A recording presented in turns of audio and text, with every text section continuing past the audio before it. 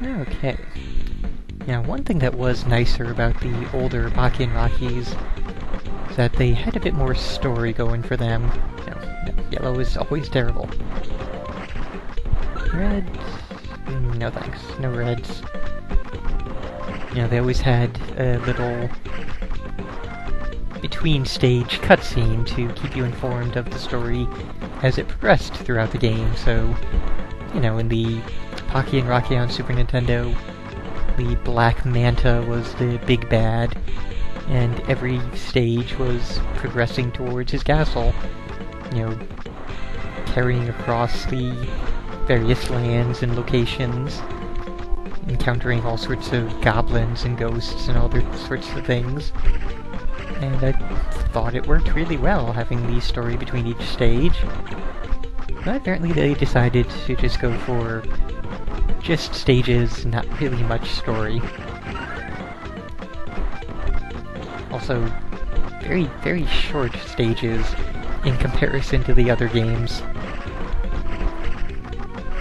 Yeah, that is a very good question. I have no idea who Becky is. Maybe after we finish this, we will briefly go into that and try and get a feel for who Becky is and how she factors into the story. To the extent of my knowledge, Pocky is basically one of those spirit medium types who, you know, the very traditional Japanese type, the seal tags that seal demons away, the little wand with the paper on it, the big old kimono type thing. Hey, Yuki Onna. A very cold person. They're getting less creative with the dialogue for the big bosses here.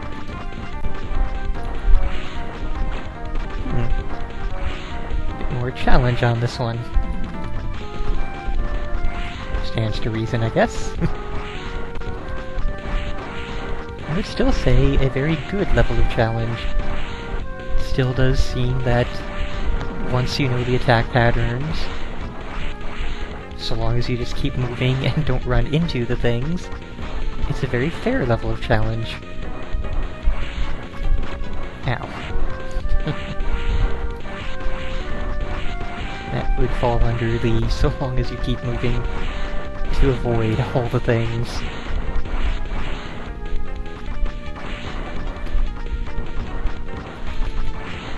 But yeah, I would say, again, Rocky's homing missiles, freaking fantastic for just... I barely even have to try and hit the boss. I can just wander around and let them do their thing. It'd take a little while longer, but, you know, it would take far longer using any other character who would have far less time to actually be able to hit the boss character. Mouse informs me that that type of spirit medium is called Miko. I'll have to... don't know that off the top of my head, so I'll take her on her word. Yeah, managed to get away without taking damage.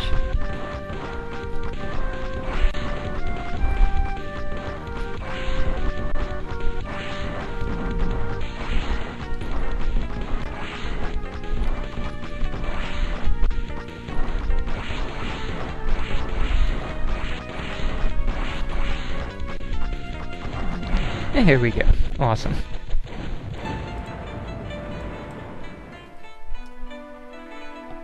And yes, that is definitely... Miko is the definite right word for them, the sort of shrine maidens or priestesses.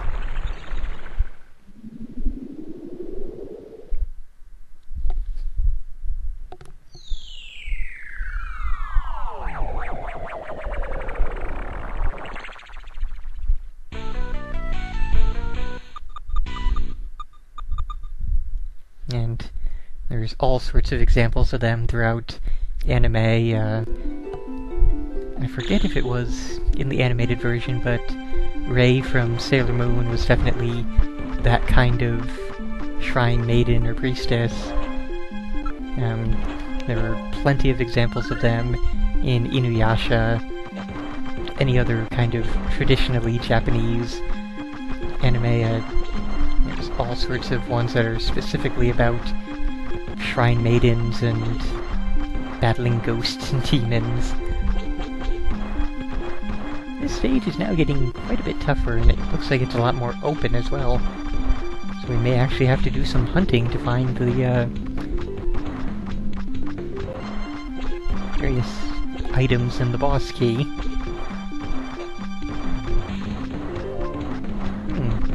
Take another one of those. Maybe they will be good on a future boss. Just sort of stockpile them.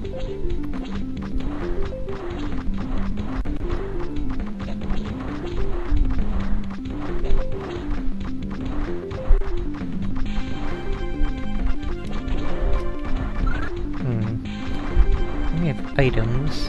Don't know which way is the correct path to go. Maybe it's that way? I just want to... yeah. Can't even quickly run through the stage to try and explore. There's too many things trying to kill me. It looks like it is all items in those other directions. Was there anything more? Well, dead end there, of course. Come on. Let me just quickly check. Right down here. This other possible way to go. Did not check all the way. Okay. So yes, we do have to get down there without taking any damage, just to keep our max leveled homing missiles and leaves. And yeah, the red cloaked things definitely do have a Inuyasha look to them. Yeah, sure. We will further max our already maxed weaponry.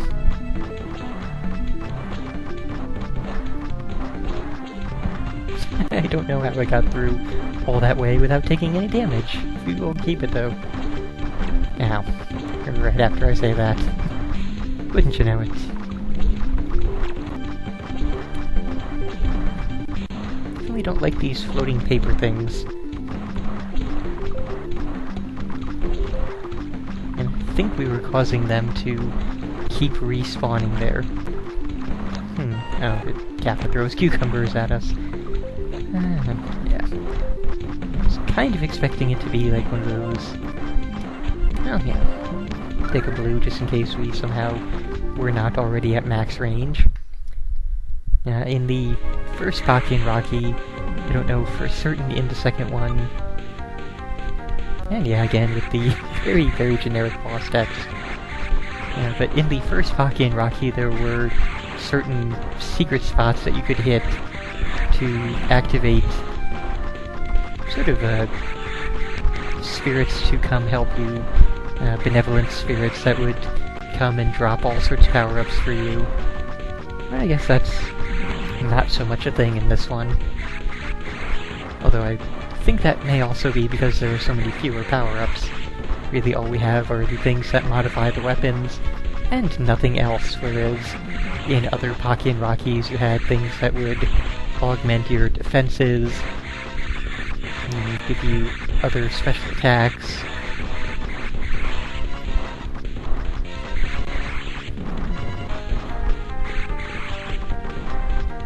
Alright, so this boss, assuming he doesn't have any other further attacks, is really not that bad. I'd say this one's even easier than the, well, not really even easier, since that would imply that the past two were easy, but this one is easier than the previous two bosses were.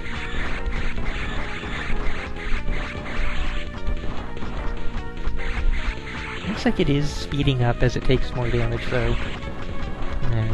Tried and true video game tactic.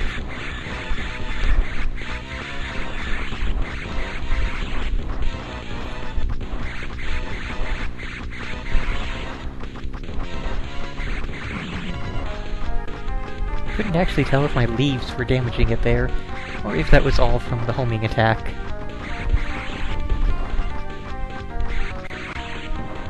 Seriously though, this is not very hard, it's just rather lengthy.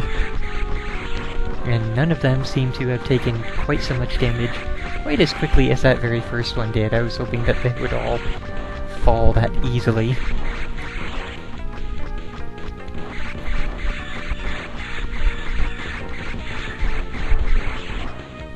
No. Could not fire my leaves through all the webbing. A little tiny bit more, just a few more hits.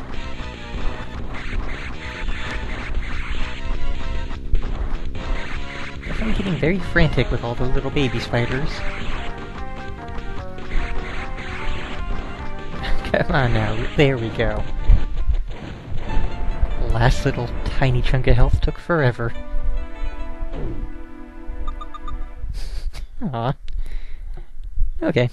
Go on, be free, little guy.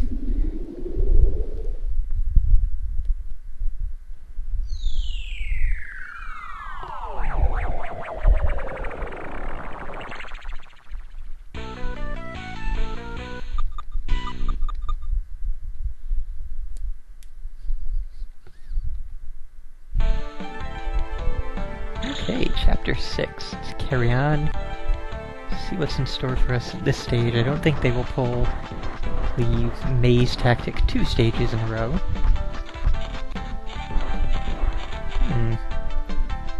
Nope. I was wondering if it might break on me, but does not seem to be the case. And really, we don't need to wait around for any of the power-ups, because we are already as powered up as we can be. The only possible thing is we could use more of those screen clearers. I still have not bothered to check if they even actually damage a boss, but I would assume that they do. Usually in these Pocky and Rocky games, the screen clearing... Now, where did it go? There's another orb here. There it is, okay. Yeah, usually the screen clearing attacks do take off a good chunk of the boss's health, so it would be nice to keep all the ones we have for, I guess, the final boss.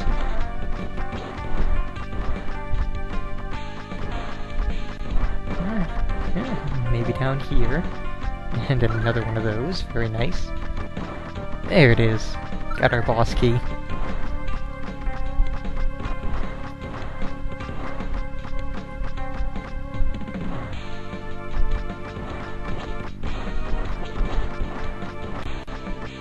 And on to the boss already. Like I said, these stages are much shorter than anything else in the series.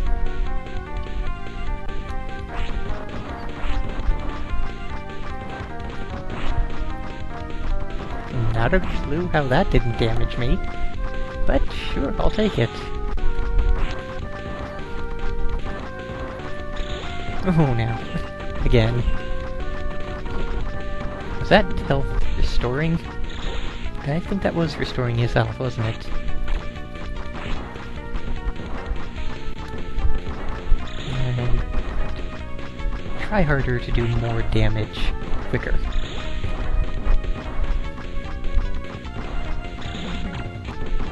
Yeah, I don't like that whole teleporting and beam firing thing, or, you know, teleporting directly on top of me. That's not cool. We finally have a boss that's legitimately challenging.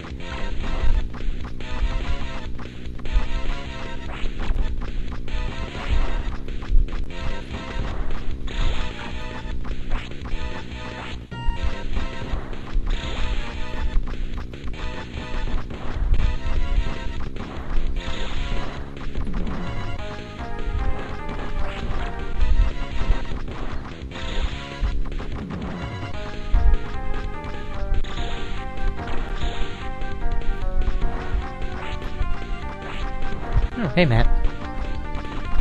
No. Well, I guess he didn't regain full health, so progress, in a way.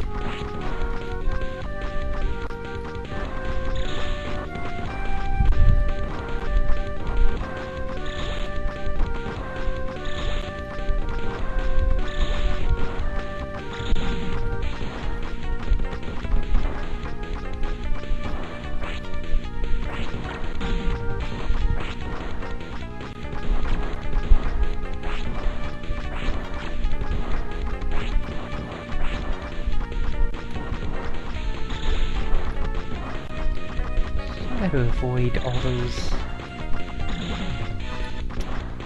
Oh no, not again. Hey, you barely regained anything that time. But you did take damage, so that's not keepable.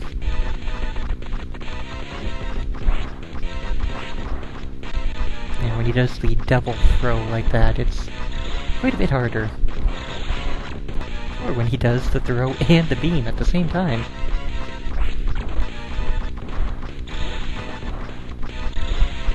Looks like he only does the throw if you're in a certain range. But again, basic shmup... I don't know, mentality, ideology, but strategy, tactics. The closer you are to something, the faster you can shoot them and the more damage you can do to them in a given period of time.